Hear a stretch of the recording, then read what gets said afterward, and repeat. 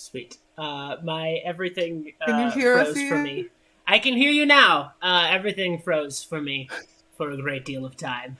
Um, uh, anyway, I don't. I the last thing I left off with was let's introduce Anna, but I don't know if we got that far in the stream or what happened where we dropped off. That kind of got interrupted, so maybe we'll start from there. Sweet. Okay. Okay, I think I go. Yes.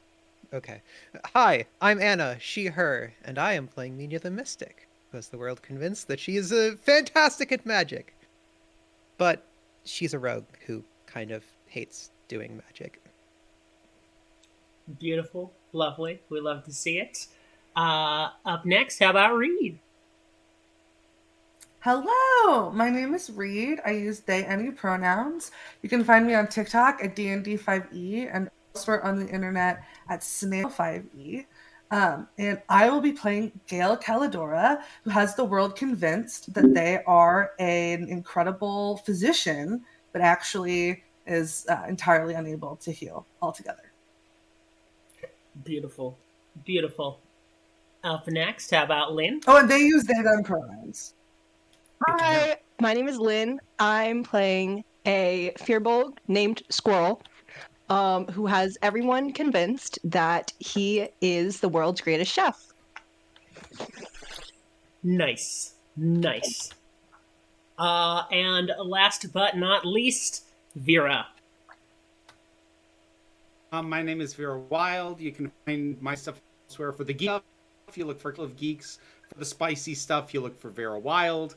And I am playing Jessica Rinthwood, who is a halfling ranger and who cannot lie worth a dang and tries very hard to just not be the social face of this group because she's real bad. She's real bad at lying, and she knows it, and she doesn't even try. Nice. Awesome. I can't wait to get to know this party. This is gonna be super fun, y'all. Without any further ado, let's get into it. The world in which these characters live is one ruled by commerce, one ruled by monopolies. Growing up, you all remember a world where adventurers were abound, where heroes would come to towns, save the day, swoop in adventure, and everything was almost like a fairy tale. But as time has gone along, these brave adventurers kept growing in number until eventually there were so many of them that it became an industry. It became corporatized. You find yourselves in a world now where adventuring teams are sold out to the highest bidder, where it's almost like office politics trying to get a town saved. And the lot of you are working for the OOOPS Brigade, or One-Eyed Greg's Outlander Operations. One-Eyed Greg is one of those old-timey adventurers who you grew up hearing stories about, and he's running this operation. And on this day, the lot of you are sitting in the small, cramped waiting room for the OOOPS Brigade. At the desk is a lovely assistant to One-Eyed Greg, who's told you all to come in and stay seated for the moment. And what's on a lot of your minds is the last adventure you'd gone on. It hadn't gone to plan. In the town of Brightwood, you'd been contracted to save the town from a dragon, and shenanigans and hijinks ensued, and it did not go to plan. Another adventuring team had to be called in to save the day. You didn't get paid for the gig. It all turned into a mess, and you can only assume One-Eyed Greg is here to talk to you about it. So as you sit in this waiting room, What are you doing and thinking, Chiffons? I'm thinking, great. I'm gonna have to lie to Greg and modify his memory to make it so he forgets that he even assigned us that. Then I'm gonna have to cook the books again. I am so tired of working for Greg. Like, he takes on things he knows we can't do, and I have to clean up the mess and commit fraud every single time. This weight sits on you, sits in your chest. Yeah, this is not an uncommon thing.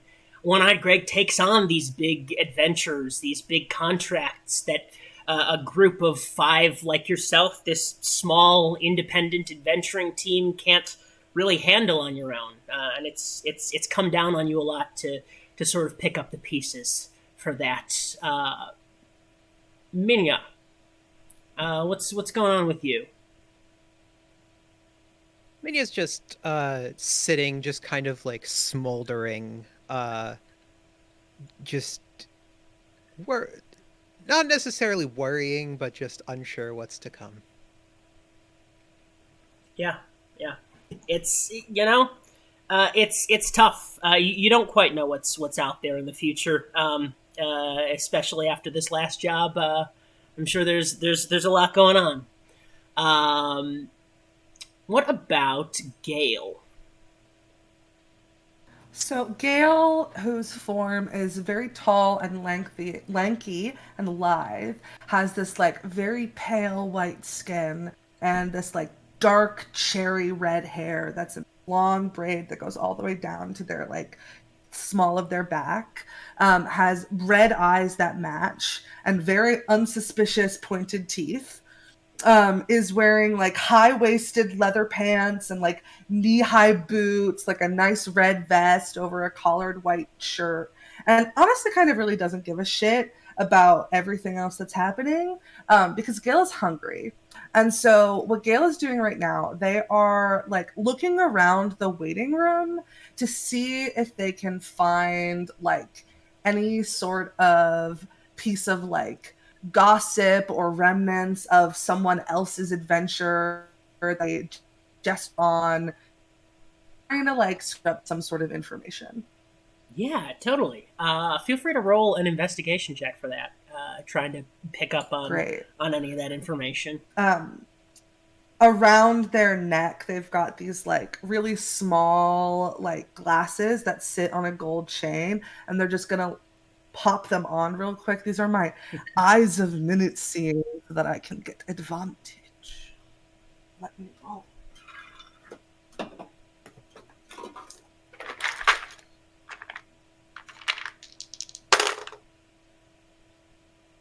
A natural 20 for a 26.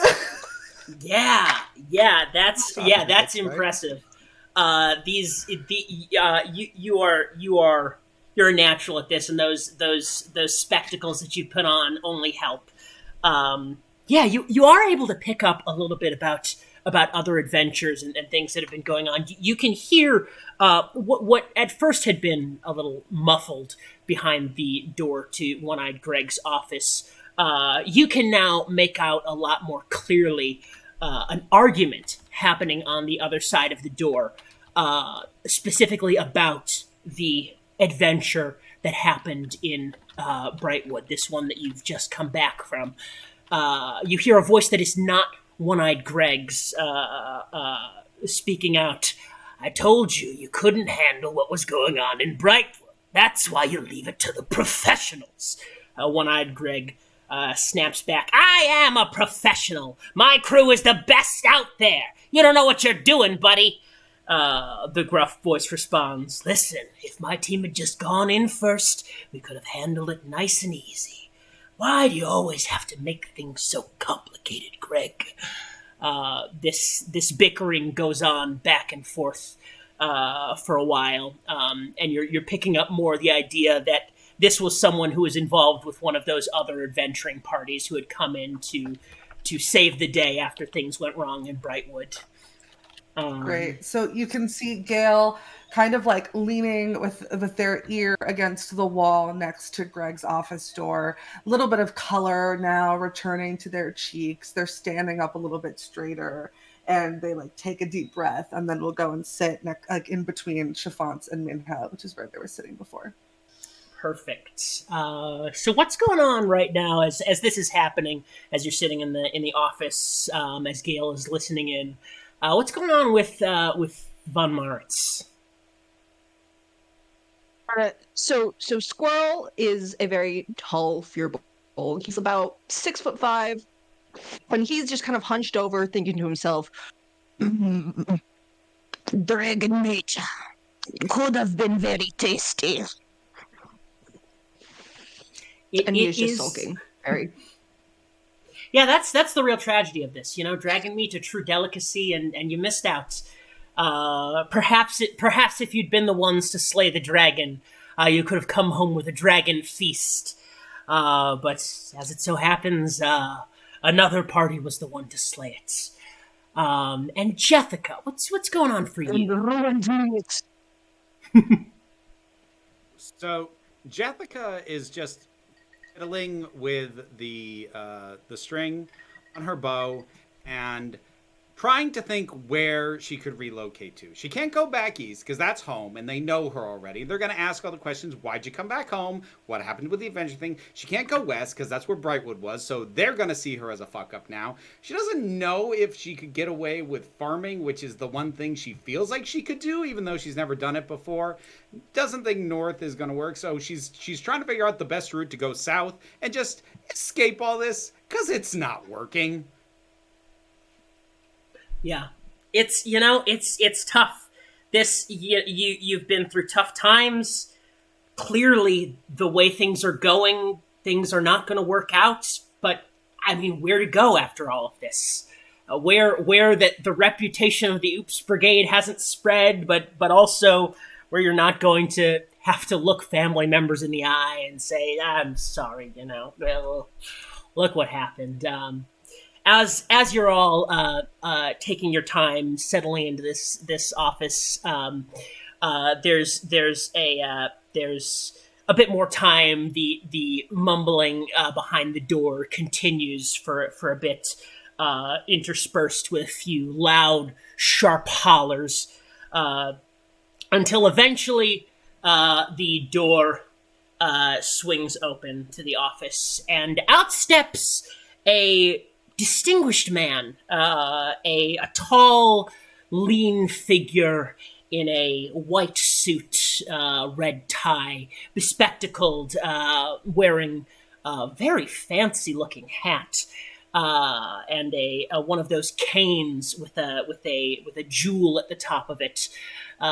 He steps out of the office. He turns back. Greg, pleasure as always.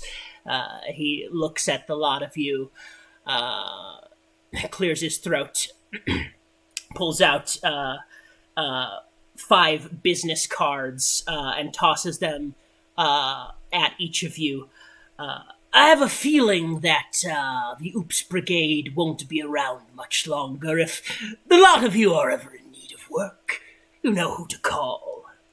He tips his hat and walks out of the office, leaving you with the business card for Charles Barron, or Barron's International Town Heroes. If anybody would like to roll a history check to know a little bit more about that. I would love to. Yeah, go for it. I would love it. 18. So you know how Reed got the first natural 20 of the campaign? Yeah, Oh no! No. I just got the first natural 1. that's great. That's We great. balance each other out so well. Yeah. And what did you get, Reed? I got an 18. Awesome, 18. So, Chiffons, you're looking at this business card, staring at it intently, trying to think where you've seen these words, these characters before. Nothing comes to you. you flip it over, you realize it's been upside down, and you read the name. It doesn't ring any bells. Now, Reed, Gale, with an 18, does recognize the name Charles Barron, maybe even the face of the man who just left the office. He's kind of hot shit. He runs Barron's International Town Heroes, which is amongst the corporate hero gigging industry, the corporatized world of adventuring. His is one of the big shots, one of the high rollers. If you're adventuring with Barron's International Town Heroes, you've really made a name for yourself. As you take a look at these cards, you hear from the office Greg's voice.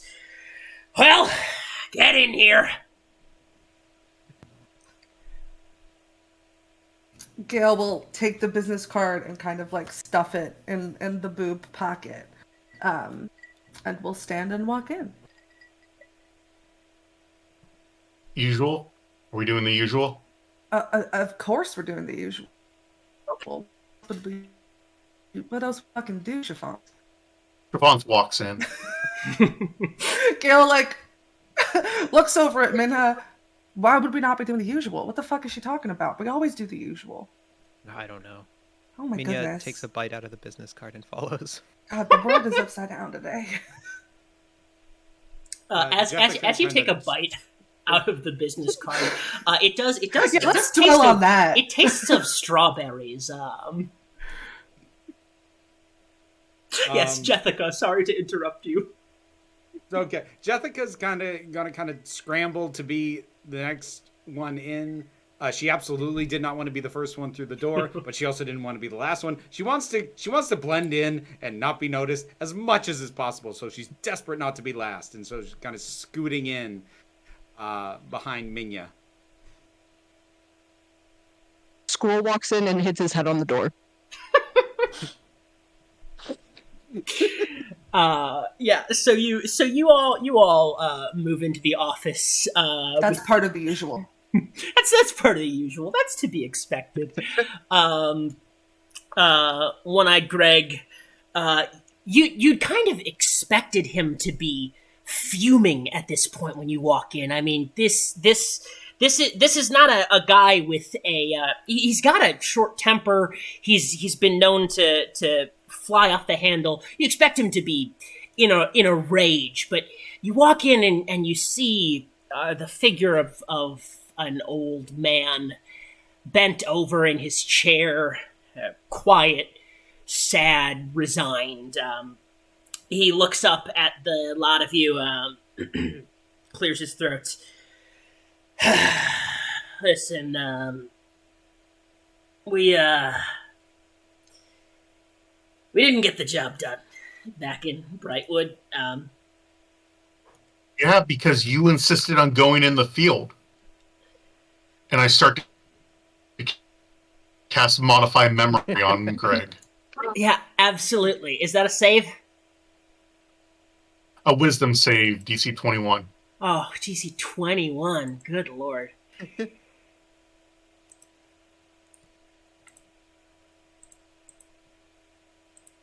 That is not gonna save.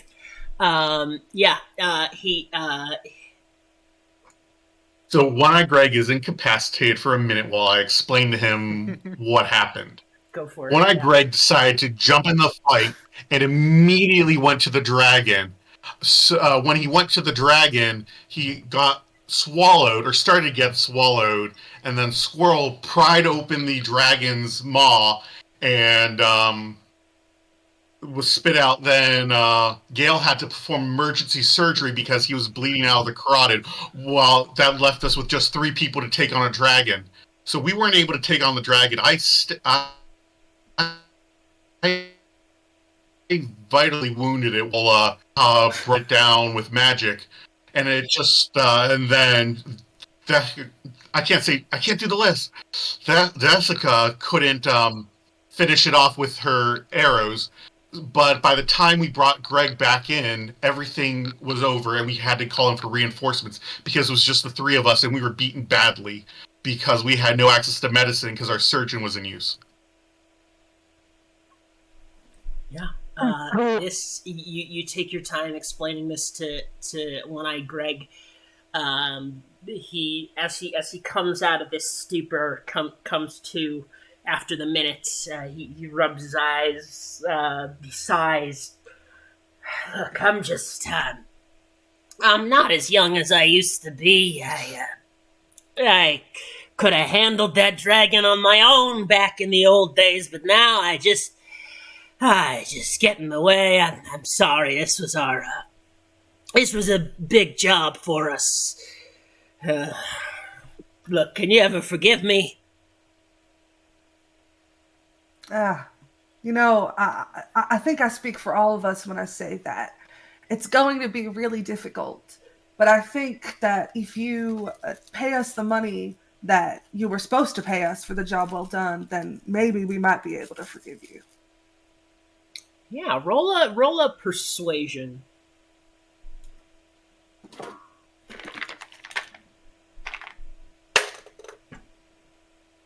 I rolled a 15, so that's a 30. Wow. That's oh boy. Wow. Yeah. Greg, You may have overpowered us for the start of this session. Greg, I just built a broken character. we love to see it. Ian just adding +5 stats behind scenes. +5, plus 10, plus 15. Greg looks a bit distressed, frantic. He takes a deep breath. We didn't get paid for the job, but you're right. You deserve something. You absolutely do. He goes to the safe in the back of his office. He turns in the code. It creaks open. He pulls out the last of the gold in the safe. And shuts it again and starts dispensing the cash to each of you. That will be 300 gold pieces for each of you, which was the agreed upon rate. Greg gives out the money. Look, Thank you. It's very kind of you, Greg. Yeah, thank you. Of course. I mean, look. It's very kind of you all to stick with me through this. It's not been easy these last few months, years.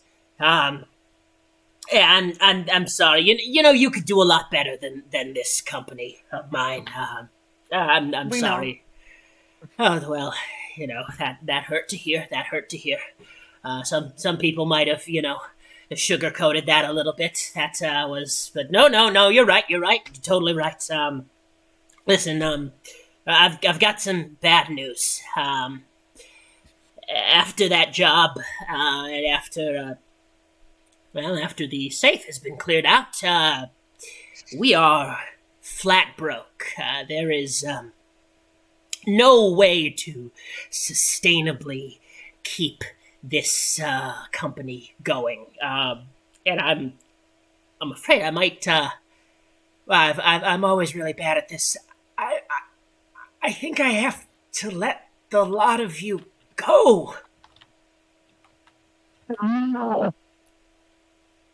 I would like to roll intimidation. Yeah, absolutely, go for it. Wonderful. So bad for Greg. We are the worst employees ever. Oh my god. Okay, that's gonna be a 16. So 16. It's 5 plus 11. Yeah. Oh my god. Oh lord. Yeah, with a 16, Greg is shocked, taken aback. He's hey, listen. Look, I'm sorry. Family cannot get rid of. Look, I'm sorry. Look. I didn't. I'm not. This is not my. No, it is my fault. I can't even say it's not my fault. I'm sorry. Look, maybe I don't have to let you go quite yet. There's Greg scratches his head for a second, starts shuffling around with papers on his desk, pulling out drawers, looking across the bounty board in the back of his office. He pulls down a sheet of paper. Listen, I suppose I don't have to let you go if maybe you could handle this job. I mean, it's not much, but it might be enough to keep us going a little while longer. And he holds out the sheet of paper. I'm looking at it. You adjust your spectacles. So it's a small task. It is a request from a town to come in and essentially work as bodyguards for one of their town officials. It's nothing big or glamorous, but it's enough to pay the bills. As you scroll down through the sheet, you land on the location of the job. You have to adjust your spectacles for a moment, but it is, unfortunately, the town of Brightwood.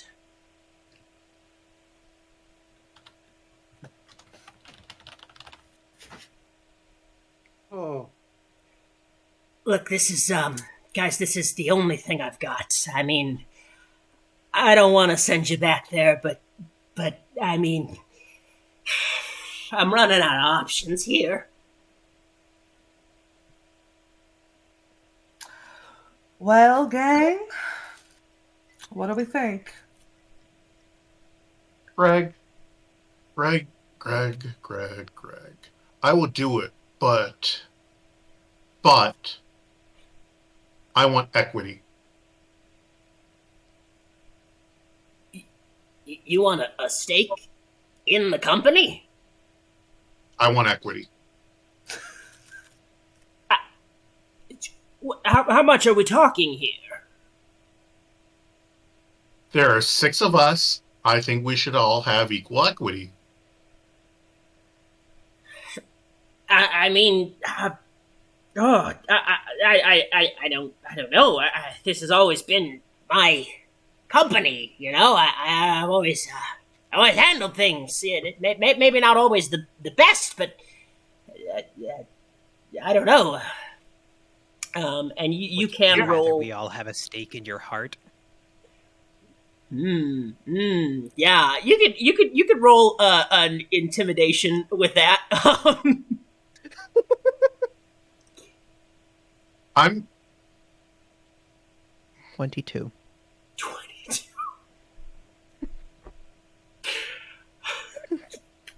Greg. Jesus Christ. Poor Greg. Greg's face goes I've white. never seen an NPC bullied this bad by the party before. Oh my god.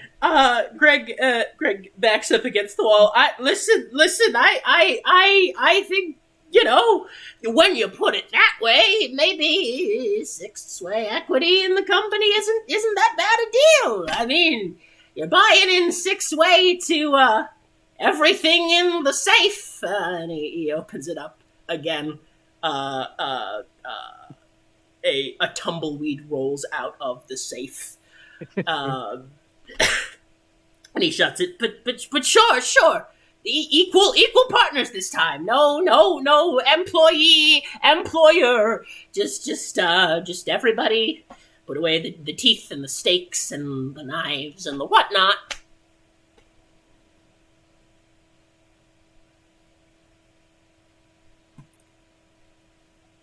Great. Sounds like a plan. To Brightwood then.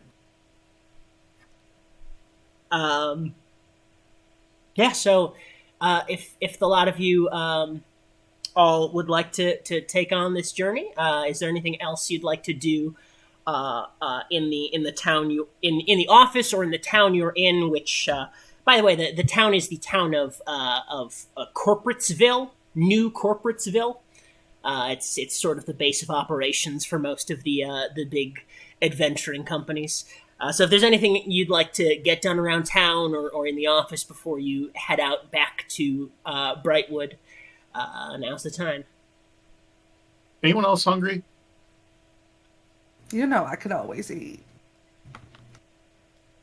Yeah, that business card wasn't much. Yes. Okay.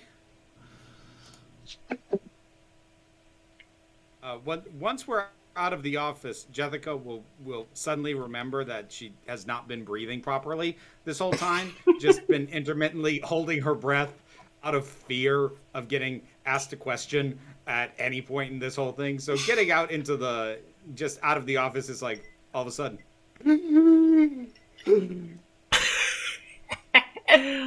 Love that. Yeah, so a lot of you get out of the office. Yeah, you know New Corporatesville pretty well. There's definitely some places you can find a bite to eat. You head to your local favorite lunch shop. The place you tend to go after a job well done, or before a hearty trek out into the wilderness. It's a local mom and pop kind of shop, which not unlike One-Eyed Greg's Brigade, is a small little thing surrounded by skyscrapers, surrounded by these big mega corporate billboards. You pass flashing signs, big lights, neon things for the fantasy McDonald's and the big chains and all of that. You make your way down to this quiet little mom and pop shop, actually named Mom and Pop's. It's a sandwich shop. Mom and Pop are serving up. It doesn't look very busy there as you get there. There's only one customer there, who, as the lot of you are getting there and sitting down, this customer stands up, turns around, and walks past you, almost not noticing you there. Bumps into Jessica, sort of like a nudge with the shoulder, and keeps on going past. I grab this person by the shoulder and say, "Are you going to say excuse me?" This person looks back. They had been. It had been tough to see their face, but now they turn to you. They're in bright golden glimmering armor, a sword in its scabbard, and she looks at you. I'm terribly sorry. Hold on. Before she has the chance to say anything, Jessica's instinctively going to go, "Excuse me." She looks at you. So after the grab, but before she speaks. Yeah. So she turns around. She's like, no need to excuse yourself. I should be the one excusing myself. I'm terribly sorry. I'm focused on work. The lot of you being adventurers might recognize her face or voice. You can roll a history if you'd like. Where'd it go? 19 for a... You got a 10. I also got a 19. Oh, I got a 19 total. 25. Nice. Squirrel, we're so happy you're here. Yeah. So. Opposite thing. He's staring red-eyed. He's like, Squirrel, you don't recognize this character, but the lot of the rest of you do. You've seen her face on billboards throughout the city, on posters, on advertisements. This is Valeria Stormblade. She is a trained paladin and an adventurer. Pretty much the biggest celebrity of the adventuring world. Has been doing it for years, as long as any of you can remember. Has been the face of adventuring. But now that you see her face to face in person, she seems less grandiose, less imposing. Almost a bit meek and quiet. She apologizes. I'm sorry for bumping into you. I didn't see you. Work has been rough these days. I'll leave you to it. Sorry. Please, Valeria. No need to rush off. Have you eaten? Oh, you two know each other? I mean, how could I not know of the great Valeria Stormblade? Oh, please stop. Ian, There's Friend! I'm going to cast skill empowerment on myself to give myself expertise in sleight of hand, and I'm going to pick her pocket. Go for it. Go for it. Yeah. Love that. Can I see that Chiffons is kind of trying to go for that and like try and distract her a little bit to like help on that? Yeah, I'm gonna say you can distract her a bit to try and give Great. Chiffons advantage on this roll. Okay, that's a 17 on the dice for a total of 34. Oh my god. I feel like I'm gonna check her stat sheet, but I feel like she doesn't have a passive perception of 35. Something tells me. She might. You never know. She does not, in fact. Yeah, so you're able to rummage around in her pockets. She's quite distracted at the moment. She's mind on work and also on the fact that she's just run into the lot of you. Doesn't want to impose or be in the way. As you'd been speaking to her, Gail, she says to you, "There's nothing too special about me." But I'm not trying to take something out of her pocket. I'm putting my business card into her pocket. Okay, yeah, love that. You are able to. While you guys are doing this, yeah, go for it. well, while you guys are doing this, Squirrel has snuck off to the kitchen and making food. Lynn, you don't need to lean in. Like when you're sitting right there, we can hear you just fine. You're a little distorted when you lean in. Sorry, have I like been mic blasting A you? little bit, yeah. It's okay. You would do the same for me.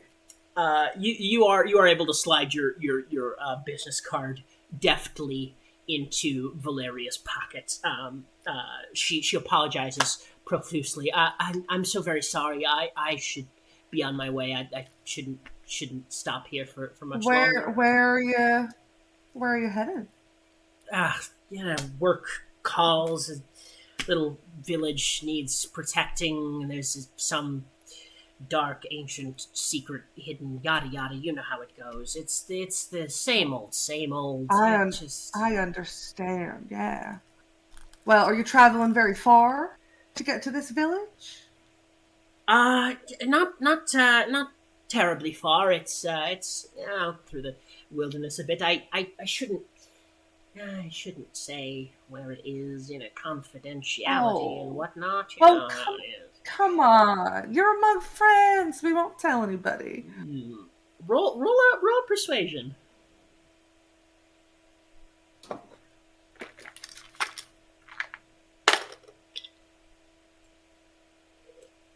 26. 26. That's great. I rolled an 11. Oh my god. Yeah, with the 26. Like, here's my fear. We are completely annihilating everything in regards to social. When we get in combat, how screwed are we gonna be? Don't worry about it. Don't even worry about it. Don't worry about it. Yeah. So yeah, she kind of lightens up a little bit. Yeah. Look, adventurer to adventurer. It's a little town called Brightwood.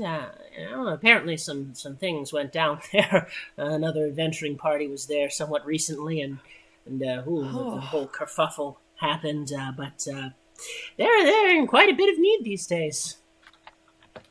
goodness. Well, that sounds messy. I'll tell you what, Valeria. What's that behind your ear? And I attempt to do sleight of hand Yeah, to pull my card out. sure. Okay, I pull my card out from behind her ear with a 33 on sleight of hand. You sure do. I slide it up my sleeve and I say, "What's that in your pocket?" She looks. You say you slipped it to her. Yeah. Yeah, she looks at the card. Oh, uh, oh my gosh! Chiffons of the Blade. Oh, I've heard of you. Wow. Oh my gosh! Your reputation precedes you. Uh, I will hold on to this. Listen, have you ever thought about doing some freelance work? Working for another adventuring company. We're always hiring. Can't say that I haven't considered it. Tell you what, yeah, you send me a sending one of these days, and we'll do a team up. All right, absolutely. I would love nothing more. Well, if that's all, I should be on my way. A terribly bit of rush to get out there. Lovely Good meeting a lot of luck. you.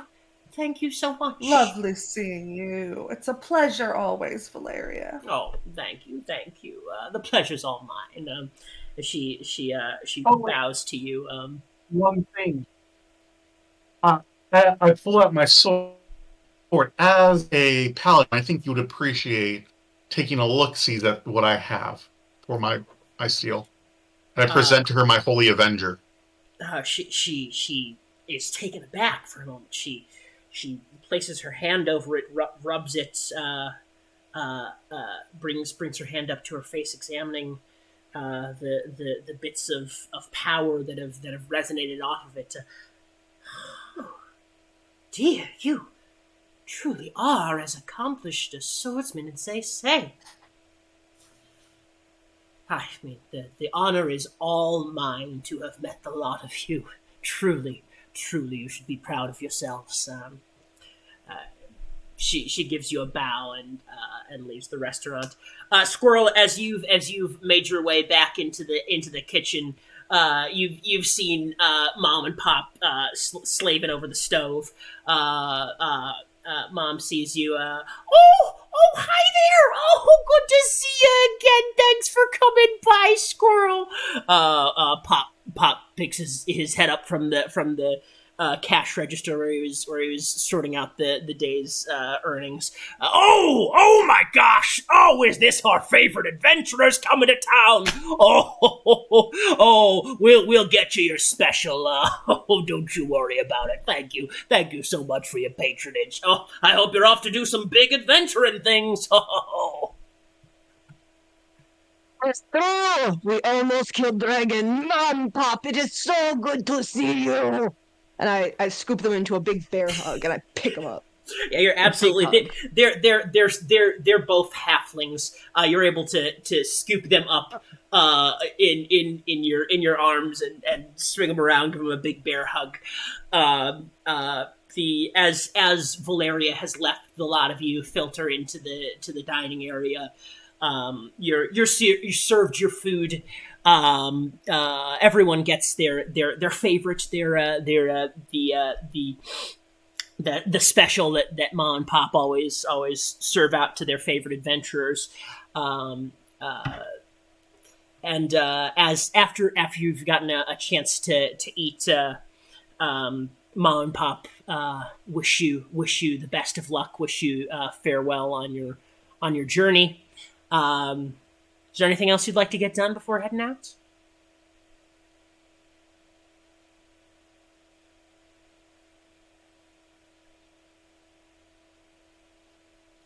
All right. Top of my head. So Brightwood is not too far away, and you all know you've all been there before, but previously you'd at least had a bit of a transportation budget from Greg. You'd been in a carriage taken there the whole way. The transportation budget has dried up. So you've got to find your way there. You know the direction. You can follow the signs. It is through the woods and wilderness. So as you enter the great wood that surrounds the new Corporatesville, you're entering into this thick wooded kind of area, and I'll ask for a nature check to not a nature. Is that what it would be? Ian, What? Dungeon Master, I have a question for you. I have an answer for you. Can you roll a D100 for me? I can. Survival, that's the thing I was thinking of. D100. Wait, no, that's not a D100. Go away. Hush your face. And that's gonna be a 37. Okay, because I just cast teleport to take us to Brightwood. Sure you did. Yeah, We are on target. sweet. Yeah. You are able to let's save some time. You think cut out the transportation. You teleport to Brightwood. You teleport directly to the town center. And as you look Hold on, around yourselves, Chiffons, did you just do that on your own for all of us? Yeah. Okay. Jessica's immediate reaction is, I hate it when you do that. as a lot of you appear in the town center, you look around, reminded of what you left in your wake here. Buildings broken, burnt, and smoldering. A lot of the actual fires have been put out, but there's dragon footprints. There's people, a lot of injured people hobbling around. A wake of destruction around the town center, accompanied by what looks to be, as you look underneath yourself, where once had been the town fountain, where you'd expect yourself to be standing right in this center, is the corpse of the dragon. You are standing on its tummy, as it were. As you appear, you see villagers. When you teleport, does it make much of a scene when you teleport? How does the teleportation actually look when you appear in a place? Okay, so when I cast teleport, I shoot up a globe into the air. There's a burst of bright light that causes everyone to blink from the sudden shock of bright light. And then when they open their eyes, they are at the new spot, having just winked in and out of where you were. Yeah. So this bright light engulfs you all as you appear now on the belly of this dragon in the town of Brightwood. This blink of light has blunk in Brightwood too, and some of the townsfolk have taken notice. An older fellow sort of hobbles up to the base of the dragon and peers up at you on its tummy. Hollers out, "You lot! What are you doing up there? With your magics and your light beams?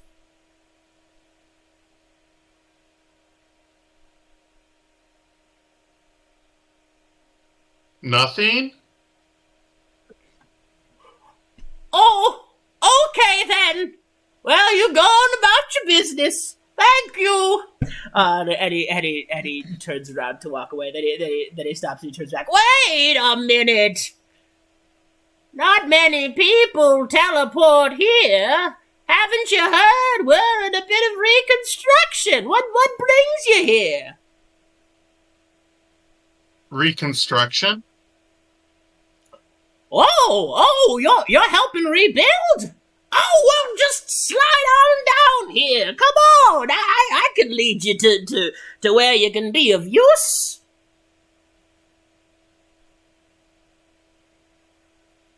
Not knowing They what know else what to do, squirrel- I'll Oh. Ethica will slide down and just kind of sheepishly stand there, really not knowing what to do I would right dismount the dragon doing a backflip. Oh yeah, sure. Let's say an acrobatics check. 14 on the dice for a 21. Sure. Yeah, you backflip off the dragon.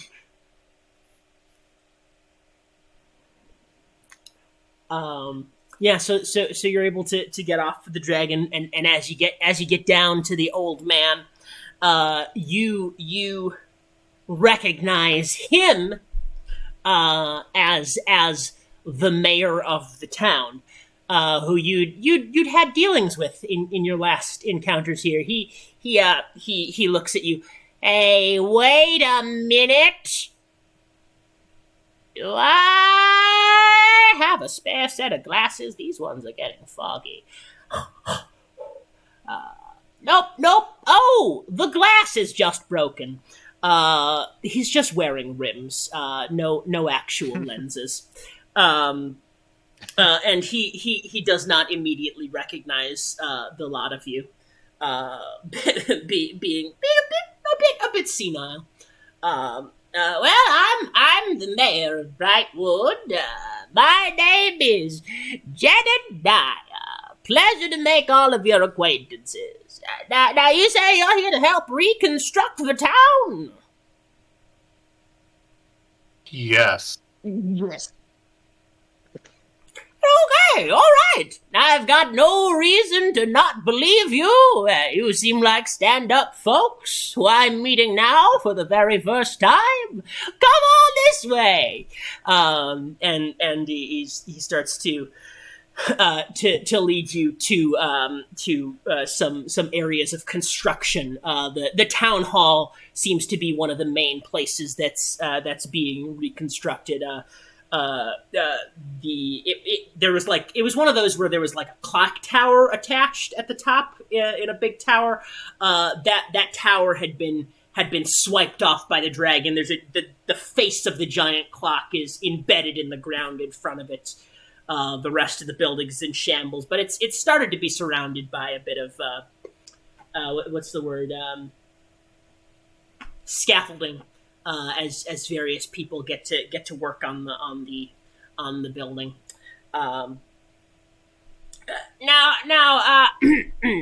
Now, it would be very helpful if the lot of you could maybe help us get this all straightened out. You see, things have been rough around here since the old dragon there, and since those adventurers came in and tried to help us out. Whew, boy, I tell you what, if I saw those adventurers again, oh boy, howdy.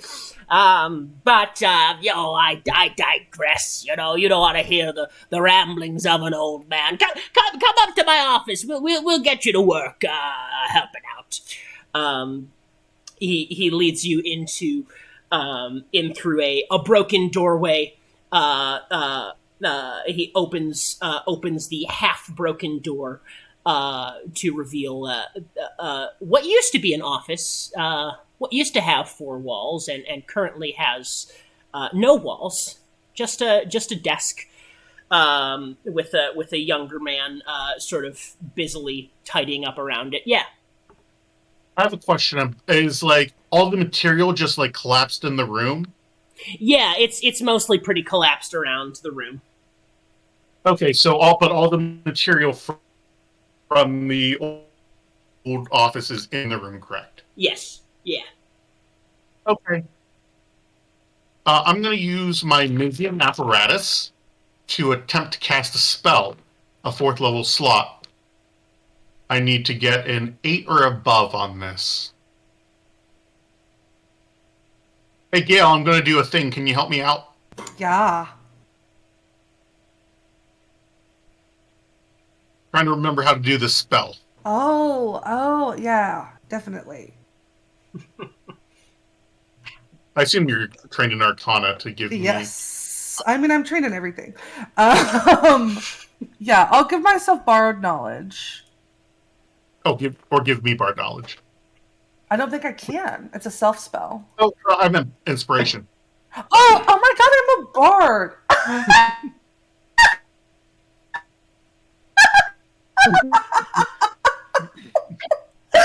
Thank you so much for remembering what class I am. Yeah, I will absolutely give you a die of bardic inspiration. Gail will give you just like a nice little wink, and you can take 1d10. Okay. And thank you for reminding me that that is a thing that I can do.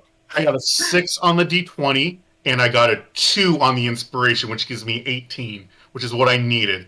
And over the next 10 minutes, while he's talking to us, I'm casting Fabricate to fix his office. That's awesome. Yeah. So the walls are starting to come back up around the desk is coming back together. The plaques, the key to the city finds its way back onto the wall, and all of this is happening as he leads you into your office and into his office and starts giving you the lowdown. Now I don't know if you happen to be the folks we sent for to help out with an escort mission. I personally I think it was a bunch of silly poppycock and frankly I'd be happy to just pay you your money for showing up and then send you on your way, but gosh darn it, my nephew over here thinks that someone in town is in need of protecting. The young man who was hurriedly cleaning up the office, who now sees bits and pieces that he was working on rebuilding sort of floating out of his hands and realigning on the wall, is taken aback by it and looks over at the lot of you like, Grandpa, you do need protecting. You're the one who needs protecting. That's why we've hired these people. That's a bunch of poppycock and horse nonsense, if you ask me. And I've been fine my whole life here. And the nephew says, "Look, Grandpa, look, ever since the dragon came and the adventurers came and all of that, there's been some terrible stuff going on, and I think you're in danger. I think that if we've hired these folks to come and protect you, that they should do their job and stick around. Sorry, hi, very nice to meet you." And he looks at the lot of you for the first time, cocks his head. I feel like I recognize you from somewhere. Have we met before? We're I don't think I so. have a twin brother named Chipmunk. Maybe you have run into him. we're very famous adventurers, so we get around. Ethica just stares at the floor.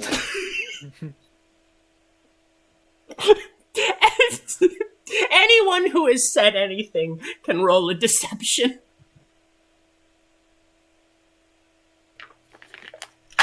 30. 31. Oh my god. 16. Yeah. The 16 was Squirrel. Okay. Yeah. uh, uh, the nephew cocks his head at you, Squirrel.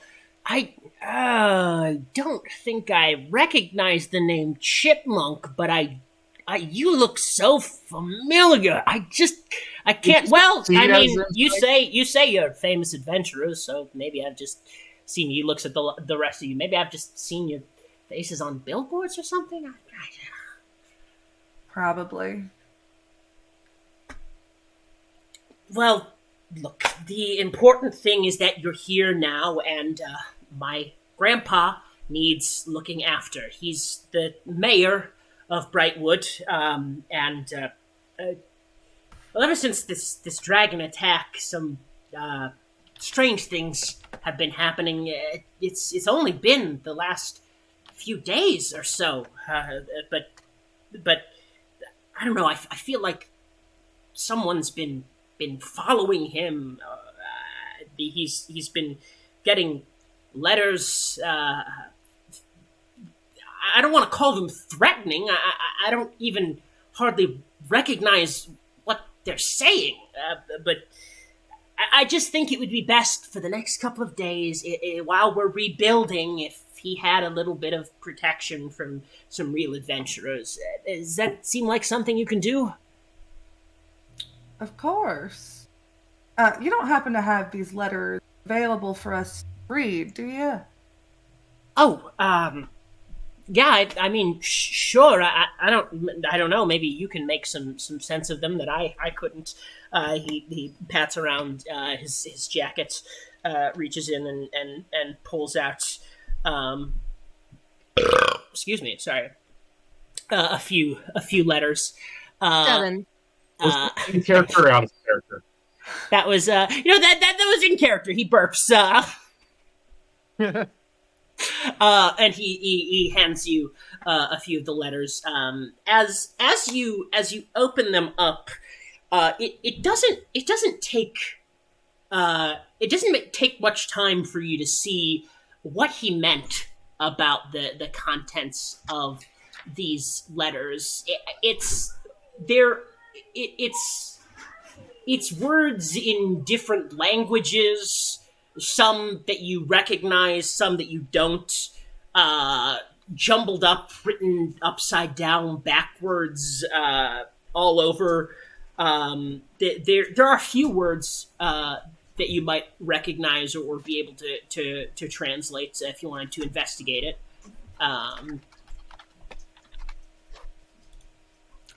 Can I cast Comprehend Languages?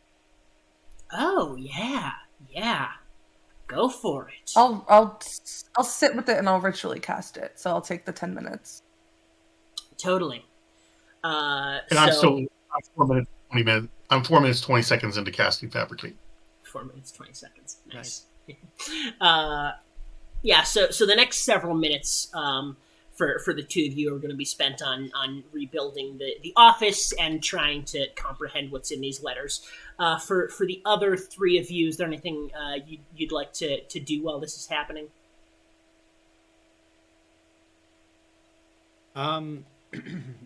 Jessica is at this point, and so I don't think I need to roll deception on this because this is actually what she's going to do. It's just not the only reason she's doing it. Mm-hmm. But she's going to excuse herself to exit the and stand outside. Like, just keep an eye on anything weird outside, to just not be in the room with all the lies flying around, which is a big part of why she's leaving. But she does actually intend to keep an eye out. Yeah. I mean, you can decide if withholding part of the information requires a deception roll or not. I'm going to say it feels in character for Jessica to just, like, want to get out of the room with all that's going on. So I won't make you roll anything to get out of the room unaccosted. You're able to get out. You get out to the town square, and you said you're looking around for any trouble or anything.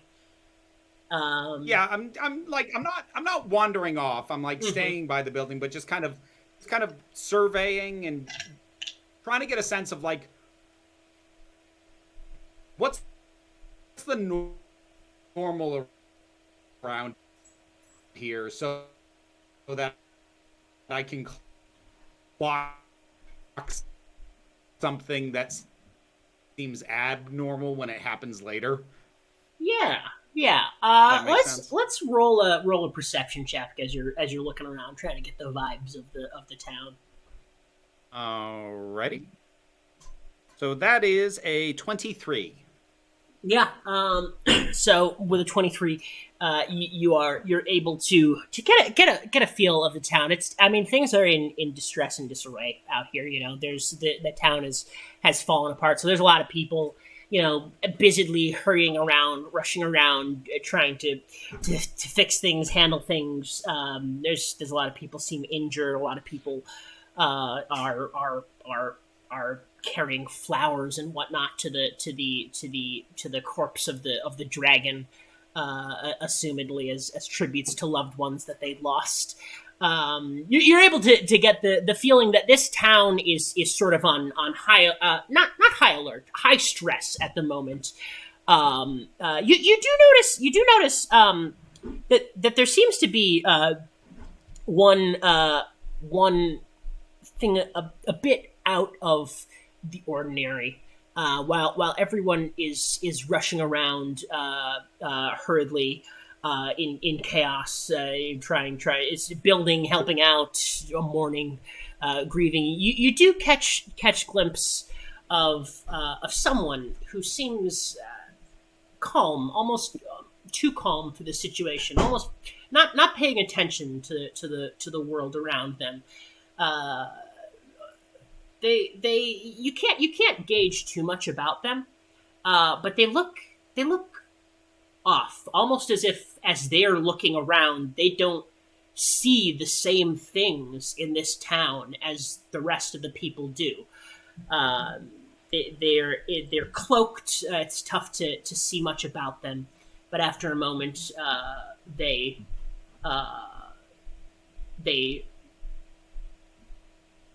sort of mosey away after taking in, looking around. They mosey off back into the woods, it looks like. Okay. I know I didn't get a face, but I want to try and clock whatever I can remember about that and be like, watch for that. Yeah, totally. You are able to get enough from them to recognize some distinguishing features, particularly their garb. It looks out of place. It looks like armor. Aside from the cloak and the hood, it looks like armor, but more heavier, more with lights buzzing through it. Strange whirring apparati around it. It's definitely an outfit you've not seen anywhere before. Okay. Noted. Yeah, and as for Minha and Squirrel, anything going on while stuff is happening in the office and while this is happening outside? I would like to question the two in there, asking, basically trying to get any kind of details about why they might think he needs protecting, who it might be, whatever they think might be relevant. Yeah, absolutely. So you go up to the two of them, and Jedediah seems pretty befuddled. You know, you're not able to get too much information out of him. You're like, you know, if you were to ask him what's been going on, he's like, it's nothing. There's no troubles whatsoever. I'm doing fine. But his nephew sort of pulls you aside. Look, I'm very sorry about my grandpa. Hi, I'm Jedediah the Third. It's a family name. Look, these things that have been happening around my grandpa, they started when the dragon died, and it's been. I swear someone's been following him. I've been hearing voices, whispers, knocks on doors and windows, or what's left of the doors and windows, and those letters they've just been coming nonstop for the last couple of days. It definitely all started when the dragon died, but that's all I know for certain.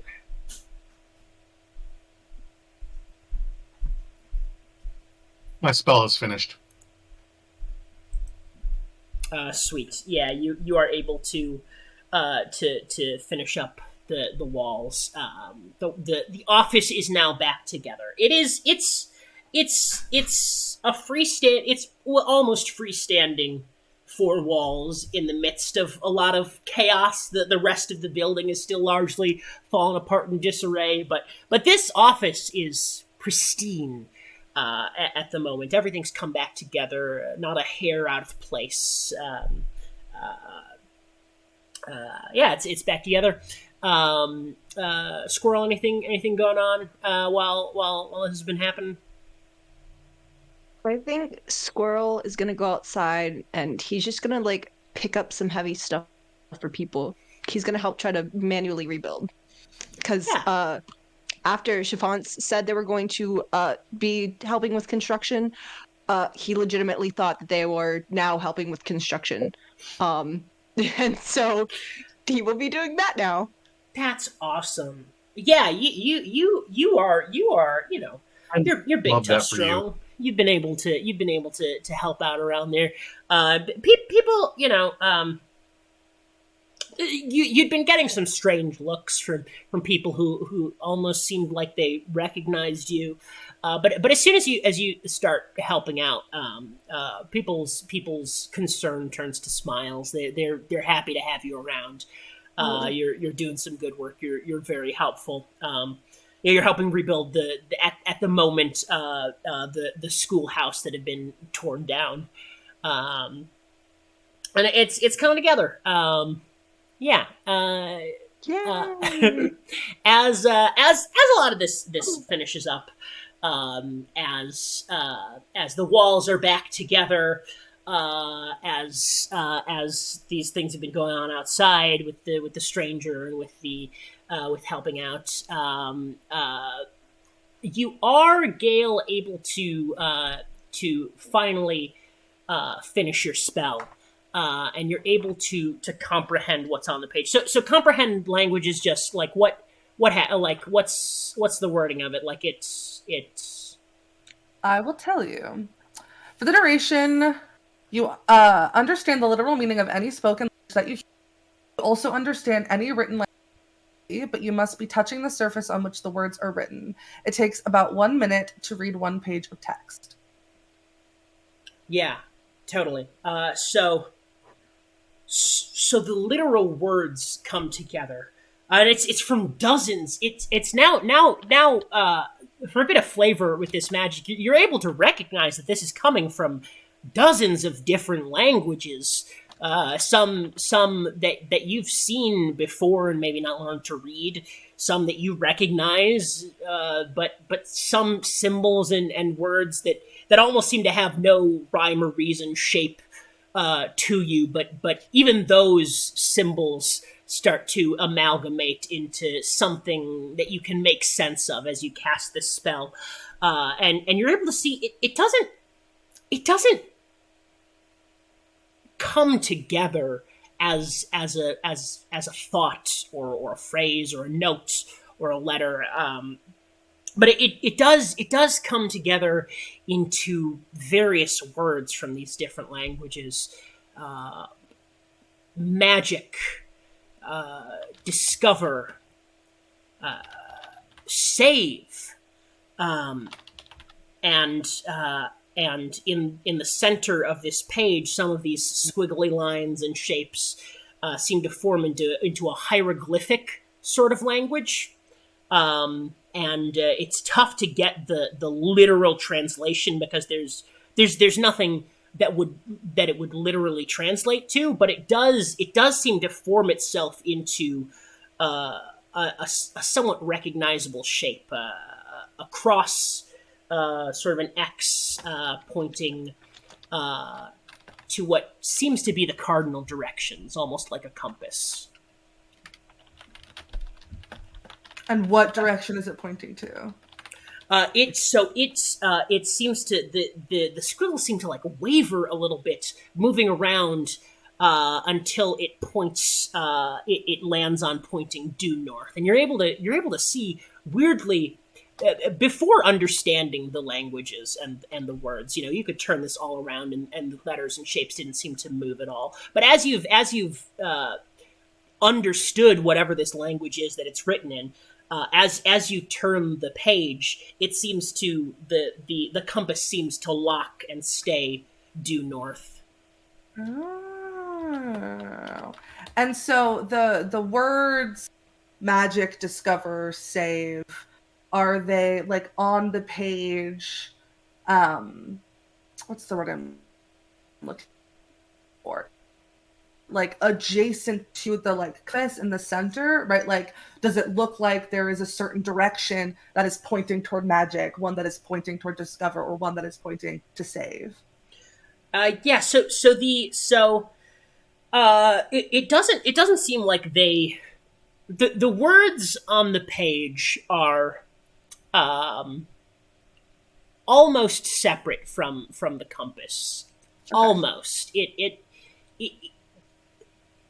They seem to have almost been written over the compass, okay. and they're written in different ways, shapes, forms, almost as if someone had been using it like a scratch pad, with various writing various thoughts, feelings, just like grabbing a sheet of paper, jotting something down. That's what you get out of the words. Cool, thank you. Yeah, for sure. So the lot of you have been able to get done a fair bit in your first few hours here. You're able to help rebuild that office. You're able to help. Squirrel was out helping rebuild the schoolyard. The town is still looking pretty rough, but as you've been working and as other people have been working around the town, it's starting to look a little. The smoldering has died down to embers. The large pieces have been moved in the next few hours, and you're all in the company of the mayor, as his protectors, as his guards. It's been your job to follow him around on his day-to-day duties. Largely, a lot of what he's been doing in the next couple of hours is just going around checking in on the various citizens, seeing how construction projects are doing, heading to the triage units and the bits and pieces of the hospital that are left. The befuddled old man who you'd met, it doesn't seem like an act, but you do notice as he's going around a lot more kindness and a lot more directness, a lot more. He's a person that the people respect in the town. And they have and he has a great deal of love and respect for them. And it's clear that, well, he is a bit of a senile old man. He's been leading this place for a while, and he knows how things work and what has been best for the town. After a few hours of following him around to these various places, he heads to the what is the word I'm looking for? Library. He tells a lot of you, I've got a meeting with some contractors. Please make yourselves a little bit scarce. I honestly don't think I need you around at all. But if you've got to be here, just try not to get in the way. This is a very important bit of dealings I've got going on. Capiche? And he Oh, sorry, she's not leaning. Sorry, and, I forgot. and he, No leaning in. and he goes to the library. Opens up a sort of a meeting room in the library. Looks around. It seems to be empty. He heads in. As soon as the folks are here, you just send them in. You'll recognize them. They'll be looking for Jedediah. And he heads into the meeting room and closes the door behind him. A few minutes pass by, and the door to the library opens, and a group of 4 walks in. They seem to be.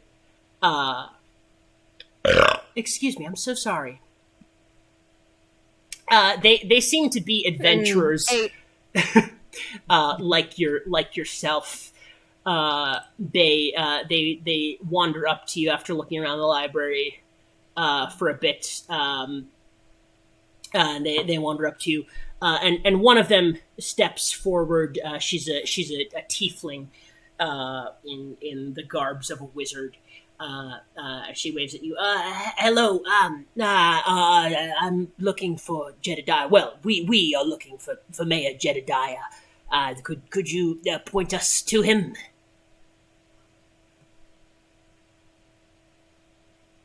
I would like to have tried to follow Jedediah into the meeting room and seen where I can blend into the shadows or whatever. Totally. Yeah, love that. That's awesome. Roll a stealth. Do you want invisibility?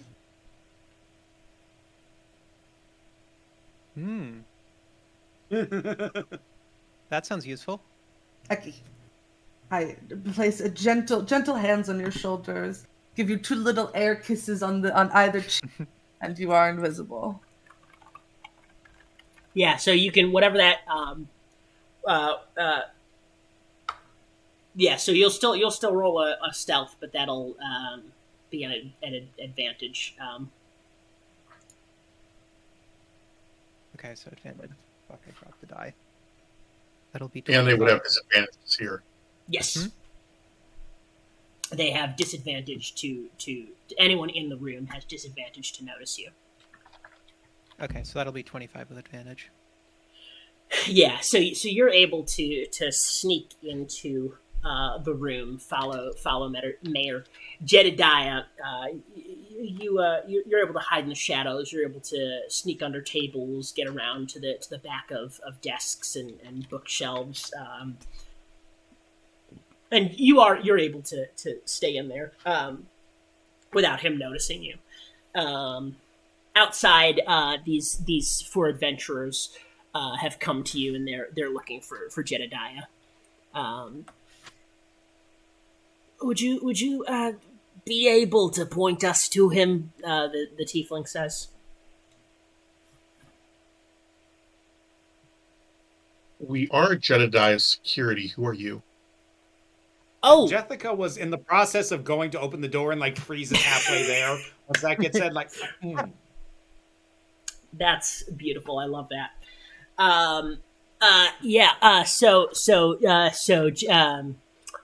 You've got to almost open that door, come in, don't wait, hold on.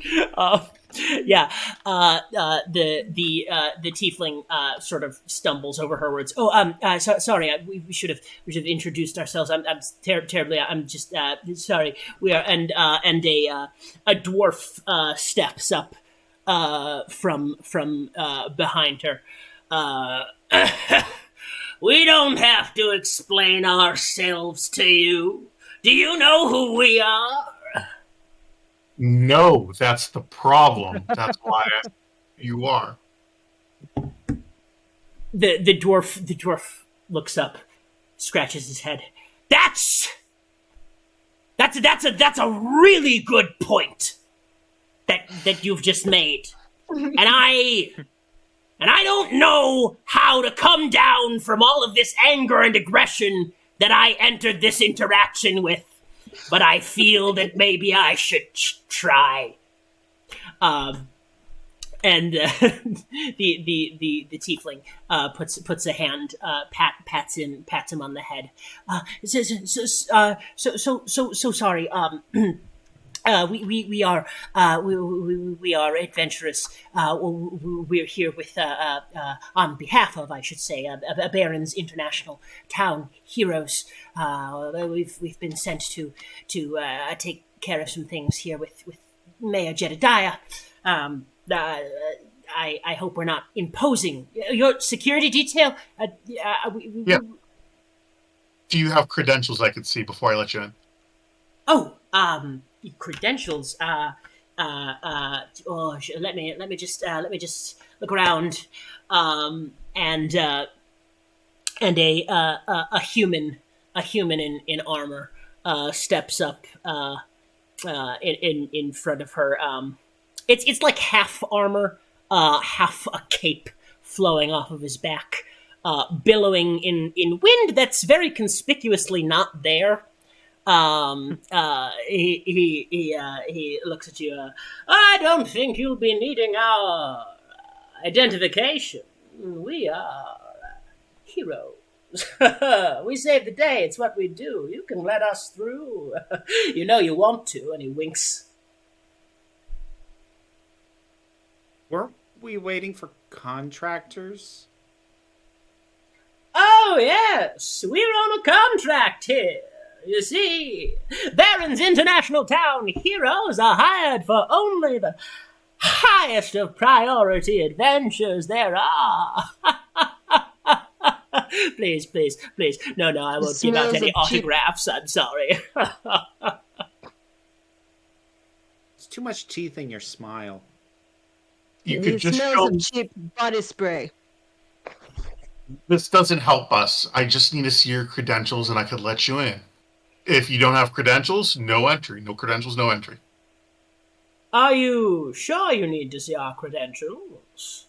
Yes, that's what she said. Are you? And he leans in. Are you sure? Winks again. But this time you notice he doesn't really know how to wink. So he sort of just blinks. I was hired to do a job. I'm doing the job. You need to see your credentials. It's not that hard. If you don't have credentials, you could just leave. The tiefling speaks up. I'm sorry. We have yes. And she pulls out a key card, or not a key card. Is that what it, like sort of an ID card that would hang around her neck, and hands it out to you. You read on it. Her name is Lyra Nightsong of Baron's International Town Heroes. She sort of nudges the other two, or the other three, to pull out their IDs. The dwarf pulls out his sort of grunts, holds it out. Grom's Stonehammer of Baron's International Town Heroes. The human gives you one more wink blink. Doesn't seem to get the response he's looking for, and pulls out his identification, and that will be Thorn, just Thorn, and it says just Thorn. He says it's get it. It's like one of those single name monikers, like Prince or Shakira.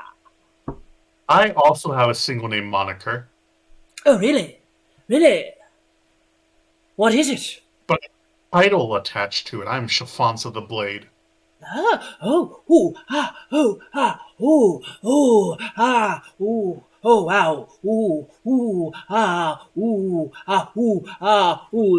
the one who hasn't spoken yet, an elf, steps forward. It kind of puts a hand over Thorn's mouth. Sorry about all of this. Chiffons of the Blade, you're a guy I've heard of. Very nice to meet you and whatnot. Hi. Sorry, pulls out his identification, Seraph Sunfire. The Baron's International Town Heroes.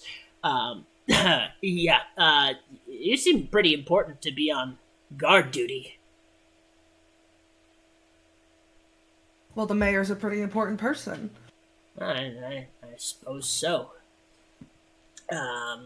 Listen, can we go in, or Yeah, you're gonna give us the runaround? I just need to see your ID. We just need to see your ID. Thank you. All right. So this entire conversation, Jessica has been standing there, one hand on the door, waiting, and now opens the door to let them in.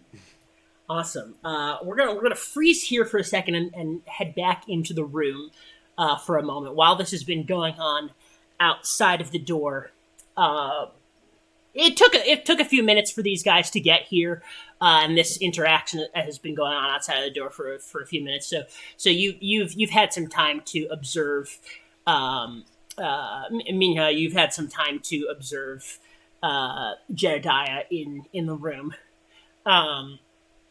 He's just been pacing around. Seems in a hurry, looking like he wants to get whatever this meeting is over and done with. He doesn't seem too excited to be here. Roll a perception check. 12. 12. Yeah, with a 12, you're not able to see much other than the mayor kind of just pacing hurriedly. He seems increasingly concerned as time passes. He's looking over his shoulder, kind of worriedly. But you're not able to notice anything else or what he might be concerned with. The door swings open from the outside as Jessica is ready to lead the adventurers in or beckon them into the room. And they enter. But before the door has even closed, there's an eruption in the other end of the room, near where the mayor had been standing and pacing. A burst of light, something strange and magical. A loud noise, a bang, this flash of light.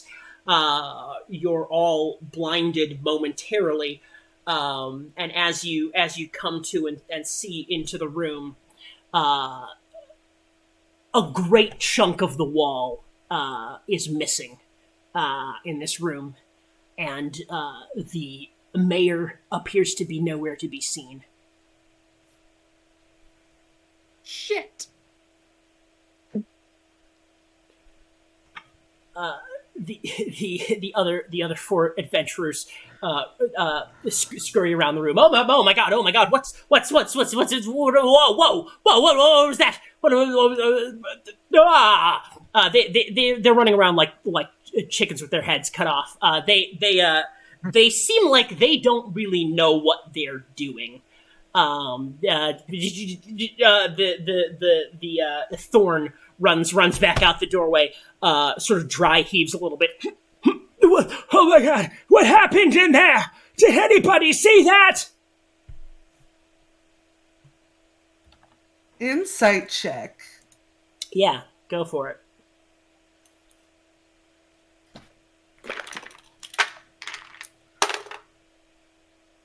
No. That's the number that I'm adding. 14. Okay, yeah. Yeah, I mean, he seems like he is scared shitless by this big sort of explosion that's just occurred. Um, uh, uh, he's like gasping out of breath. He it can't see what's happened.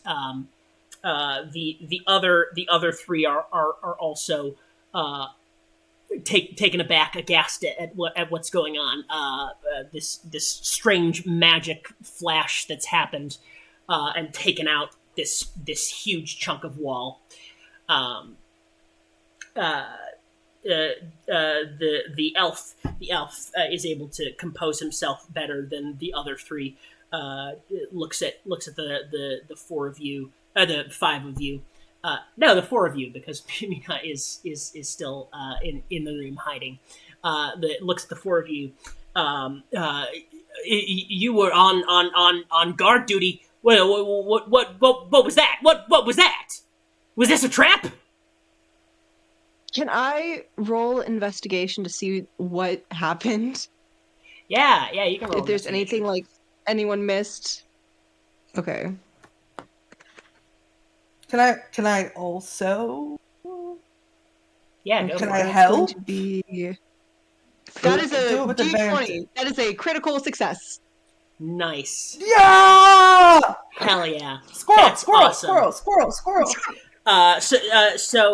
So what are you just give me a feel of what you're doing to try and investigate and gauge what's going on. Like, are you looking for like signs of magic, signs of like what are you doing and what are you looking for? So Squirrel walks in. He hits his head on the door frame again because he's like really, really tall. He's like, oh man. Like kind of like really brings him down to reality, like gets him focused, and he goes and he's trying to detect like, where's the mayor? What happened? What, is he dead? Come on. What happened? Come on! Come on! Come on. Like this guy, what happened? Yeah, you are. So you are able to do some pretty good investigation around. You are not able to see the mayor in the room, but as you're looking around, your eyesight kind of it's strange what you see. It's almost like blink and you'd miss it, right? It's almost like had you not been investigating so thoroughly, you'd have missed this. But as you look around, there's this strange shimmer in the air where the explosion and the mayor had been. And as you focus on it, it's almost one of those like those heat shimmers that you see coming up off of the asphalt. It doesn't quite look like anything more than just the room. But then you focus in on it, and something comes into focus. Something strange, something large, something a creature of some sort that you couldn't see before, but focusing your eyes on it, really taking it in, you see it standing there as clear as day. It's a large, tall, gray creature, bent and crooked in weird shapes and forms. Its teeth jagged, and even as you focus on it, it's sort of flitting in and out of you being able to see it. As you look at it, it looks back at you. It locks eyes with you as it flits in and out of your perception. You've been able to see it, and it is clearly able to see you as well. You wave hello at it. It raises a claw. begins to move it Oh. almost as a wave towards you. Then it swipes out at you. And that will be initiative. And I will say it has. Okay. We were planning to take this 2 hours. We're at about the 2 hour mark. So I'm happy to call it quits here. And a roll Yeah, initiative let's for pick up next with time. initiative next time. Yeah. Ooh. Everybody who has come out to the first episode of OOOPS Brigade, thank you so much. We will be same time, same place next week. Thank you so much. This has been super duper fun.